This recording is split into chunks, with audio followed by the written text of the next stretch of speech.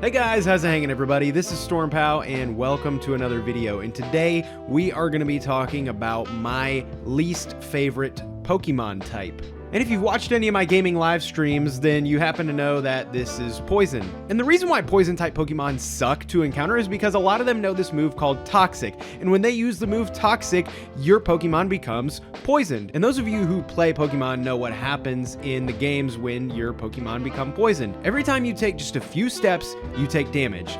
And then you take a couple more steps, and you take more damage. Until eventually you're knocked out because you can't take any more.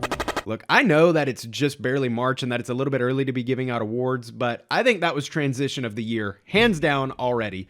So as always, some of these discussions here are fueled by a lot of the discussions that we have in my live streams. I tend to get pretty down to earth with my viewers, so if you want to have some of these conversations with me, or you have some more questions about some of the topics that we discuss in my videos, be sure to go to my Twitch channel and join one of my live streams. I stream pretty regularly and we talk about a variety of things, and I also have a podcast that we do here on the YouTube channel, but you can attend it live on my Twitch. So be sure to check all that out if you like discussions like this. And also, if there's another topic you'd like to see me discuss, be sure to leave a comment down below and I might end up talking about it and I'll shout you out in the next video. So anyway, guys, like I said, we're going to be talking a little bit about toxicity today. Now, at first, I thought about making some sort of video about how to identify when you're in a toxic relationship. And this video somewhat is still about that, but particularly, we're going to be talking about how to identify if you are the toxic one in your relationship. And now, this is not exactly a fun thing to think about. You know, a lot of times we like to shift the blame when our relationship isn't working and automatically assume that it is our partner's fault, because sometimes it is. But I think before we even start to question whether or not our partner is toxic, we do need to figure out if we are the toxic one. I'm going to talk about a time where I was the toxic one in a relationship and how I was able to identify that I was being a little bit toxic. Because the important thing is, just because you may be the toxic one in your relationship, it doesn't necessarily mean that you're a bad person. As long as you can identify that you have done something toxic or you have some toxic behaviors, the important thing is that you can correct those behaviors and have a better relationship, or maybe your next relationship will be better after you've identified these and started working on yourself a little bit. Because I've got countless stories, and I really thought about making this video some sort of clickbaity thing about worst girlfriend experiences that I've ever had and all that, but I thought, no, you know, at least first off, we need to take a look at some of the things that we've done. So I'm going to take you guys back to a relationship that I had when I was, I think, 20 years old, maybe 19, I don't really know. So during this time of my life, I was having what a lot of people refer to as their wild streak. I was kind of going out and dating people that were a lot different than my normal tastes and kind of seeing what I liked, what I didn't like, and not really looking for anything super serious or, you know, not really trying to find a hardcore relationship or anything like that. Just kind of dating around and not really worrying too much about the future. In fact, calling that my wild streak sounds kind of lame, but it's true, okay? So anyway, guys, I'd been dating this girl for about 4 or 5 months, and I was living in a house with a couple of roommates. She was still living with her folks at the time. I had a really good full-time job and was making a lot of money, honestly, and she had been unemployed for the vast majority of our relationship. She had a job when we first started dating, but she got fired from it due to suspected shoplifting. All right, this video's about how crappy I am. Let's change the subject and move on. But anyway, I had a little bit of a falling out with some of my roommates. There was just regular roommate drama, nothing special, and I wanted to get my own place, and so I started renting this house in town, and it was a little bit closer to where she lived. It was closer to where I worked, and we decided, hey, why don't you just move in with me? She had finally gotten a job, so she was starting to make a little bit of money and everything, and she decided that she wanted to move in with me.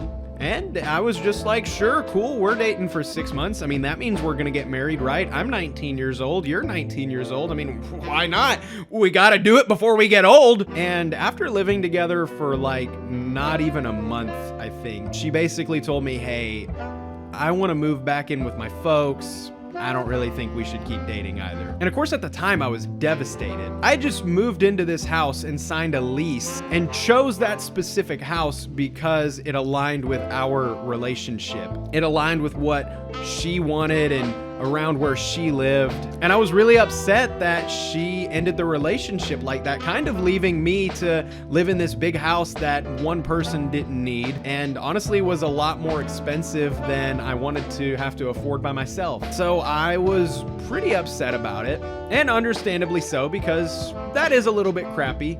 And so for the longest while after our relationship ended, I just was bitter. I held a lot of resentment towards her, and I'm not the type of person to do that. And it wasn't until a good while after the relationship had ended that I was able to look back and identify that maybe she wasn't the best partner, but also maybe I wasn't either. I think if I were to sit down with her and have an honest discussion with her today and ask her why it was that we didn't work out, or maybe what it was about living with me or being in a relationship with me that wasn't very good for her and that made her want to end the relationship and move back home, I think if I'm being 1000% honest, that she would say that I was a little bit jealous.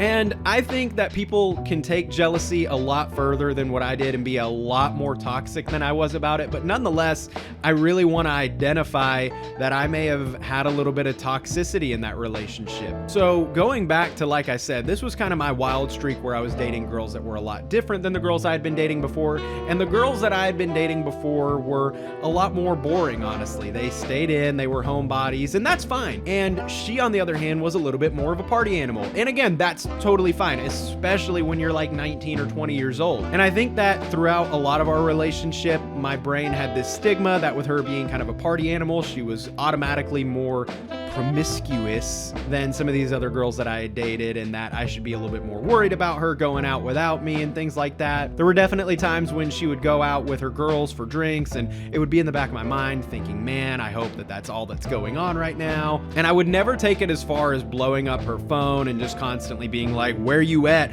When you coming home? What you doing? Send me a pic. But I would definitely be lying if I told you guys that I had never checked Snapchat stories of her and her friends while she was out, just to kind of get an idea of what was going on. You know, being nosy, not really wanting to show that I was being a little bit paranoid or a little bit jealous, but definitely wanting to know what was going on, and definitely not really trusting her. And mind you, she really didn't give me any major reasons to believe that she would be cheating on me or anything like that, other than my own suspicions, which were sparked by stigmas and ideas that I had from previous relationships. And it can also be attributed a little bit to just some of the general toxicity that sometimes you get just from media, where you see these movies and TV shows where the girlfriend goes out with her friends for a couple drinks, and then there's some guy that hits on her from the bar, and she's a little tipsy, so she does things that she didn't mean to do. But like I said, there was really nothing that she'd ever done throughout our relationship that should have made me think that any of this type of stuff was happening. And I'd also be lying if maybe I didn't drop a couple of innocent little guilt trips if she was going out with her friends a whole lot, trying to subtly make her feel a little bit bad for leaving me alone at the house, but trying really, really hard to not come off as the controlling or jealous boyfriend. But then towards the very end of the relationship, I got a little bit more vocal about some of my suspicions. She had this guy that was saved in her phone as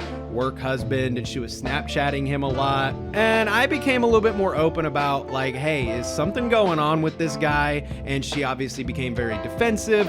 I don't know for a fact whether there was or was not anything going on, but our relationship coincidentally ended about 2 weeks after that discussion. And those remaining 2 weeks, there was definitely a lot of distance going on, and things were not going very good. So I'm sure that those last 2 weeks were her honestly thinking everything through. I mean, at least she didn't just make a rash decision to dump me after all that. I think she definitely thought about it and probably reflected on some of the jealousy and maybe borderline toxicity that I had in that relationship. And while I think that there are things that I could have done that would have been way more toxic, I do think that it was really important for me when I looked at that relationship and was able to admit, all right, maybe I messed up just a little bit at least. Because I think that that's the best thing you can ever do in a relationship. Here is one tip that I'm gonna give every single person watching this video right now. Anytime that you get out of a relationship, whether you broke it off or they broke it off, give yourself a couple weeks and then ask yourself, if somebody asked them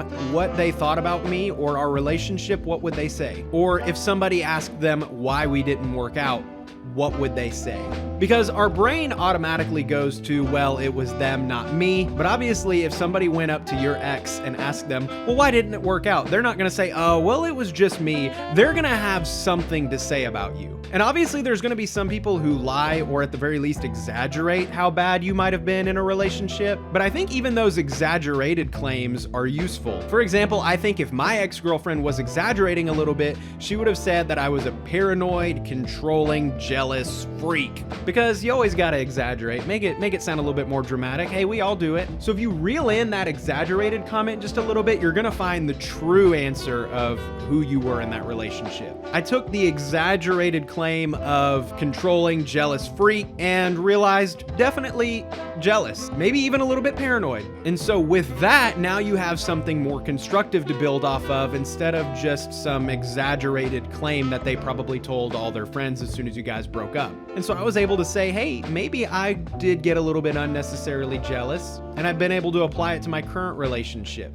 And honestly, there was a bigger problem with that relationship, and it was that I didn't trust her. And while she never expressly gave me anything to be very distrustful about, I've found that in certain relationships, you just don't trust somebody from day one, which was kind of the case with her. And some people you just plain do trust from day one. And if you're in a relationship with somebody and you don't trust them on that day one, you're probably not gonna trust them on day 365 either. And vice versa. If you get in a relationship and you just instantly, truly, genuinely trust somebody, it's gonna take a lot for that to go away. So granted, there was that bigger problem in the relationship. Because if you don't trust somebody, you shouldn't ignore that. But if they've truly not done anything wrong to make you mistrust them other than just some weird gut feeling that you have, that is kind of paranoid by definition almost. And so these are some of the takeaways that I had from that experience, and I hope that you guys can use this method of pretend to be one of your ex's friends and interview them about your relationship, and then take some of those exaggerated claims that they might be saying and kind of tone them back just a little bit and get something constructive out of it. And even if it's not necessarily what they are actually telling people about you, you're gonna find something constructive or something negative that you could have done a little bit better and apply that to your next relationship. So anyway, guys, that's it for now. But again, I do want to remind you guys that I do live stream pretty frequently and we talk about a lot of random stuff. So feel free to drop into one of my live streams at any time. Ask me some random questions about life, about relationships, about mental health, or anything like that. Feel free to drop in during one of those and we'll have a chit chat if you want to talk some more. Also, be sure to subscribe to this channel if you want some more open dialogue kind of videos like this. And of course, check out my podcast, which we do have here on the YouTube, but it's also on Apple Play, Spotify, Google Podcasts, all the other crazy podcast platforms that you crazy kids are listening to podcasts on. Also, be sure to leave a comment below letting me know of some topics that you'd like to see me discuss, and I might feature it in one of my next videos. But anyway, guys, that is it for now. I do want to thank you all for watching. I hope you have a nice day, and goodbye.